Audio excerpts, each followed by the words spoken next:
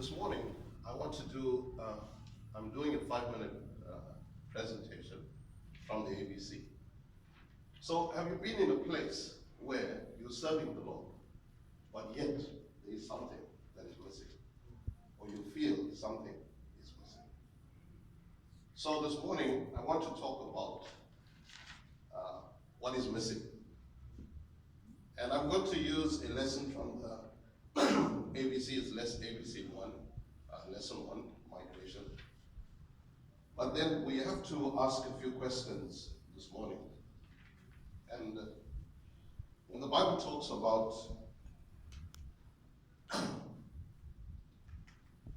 a few concepts, example, Jesus will say in John chapter 4, he says, these people will only believe when there is a sign and a wonder. So we know a sign is informational, but a wonder is impartational. So we need both the information and we need the impartation of Christ.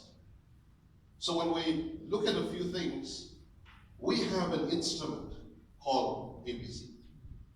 It's an instrument, if you want to call it a Bible study, or if you want to see it as a Bible school.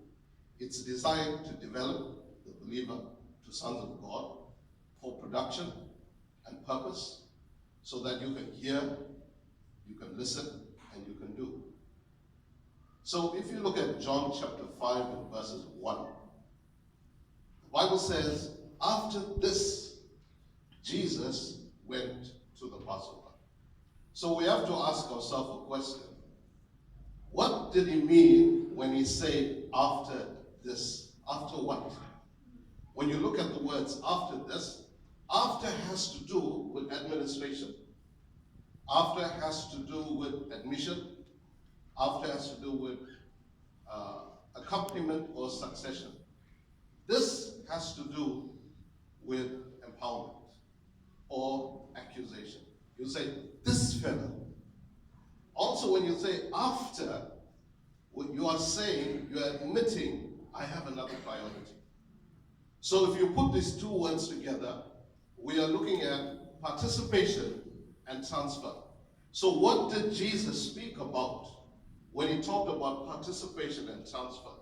If you look at John chapter 4, in John chapter 4, the Bible says in the last verse of, it says in 54, this was the second sign. What was the second sign? You'll see it in John chapter 4 and verse 50, and it says in John chapter 4 and verse 50, it says, your son will live. So the second sign was the son will live. What was the first sign? The first sign is seen in John chapter 4 and verse 54. This was the water being turned to wine. So what is it that we have to participate and transfer? Because Jesus comes to the Passover, he finds a man there for 38 years. And this man has been there for a long time. Yet, the Passover did not affect his bondage. So you can look at the timing of the 3 feasts, but I'm not going there. I'm going to talk about what is missing. 2 things are missing. One is, how does water turn to wine? And the second thing is, how does the sun arise? So if you want to find this, we have to look at Ephesians chapter 3 and verses 1. So Paul says, for this reason, I, Paul, became a prisoner. Verse 2 says, he talks about if you have heard of the dispensation of grace that God has given to me for you. So when we look at these 2 things, then the question is, why did Paul become a prisoner? He became a prisoner voluntarily. So 2 reasons, or let me give you the one reason he became a prisoner. In Ephesians chapter 2, he says that he might build a dwelling place for God in the Spirit. So Paul becomes a prisoner so that he can build a dwelling place.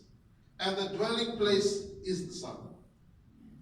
So when you look at this, then the next thing is, in John chapter 5, Jesus comes there and he sees this man. He sees this man, and then he gives this man 3 instructions. But before that, the man was waiting for an angel. The angel didn't show up, or he did not recognize the angel. 3 instructions. 1, rise up, change your position. Take up your bed, disconnect. And walk means change your location or environment. Just a few things, or 3 things, A, B, C. A, you need an angel. B, you need to be a Ben, a son of God. C, you need to follow the Christ-like instruction, or the Christ instruction. Then the water will be turned to wine, and you will be a son of God.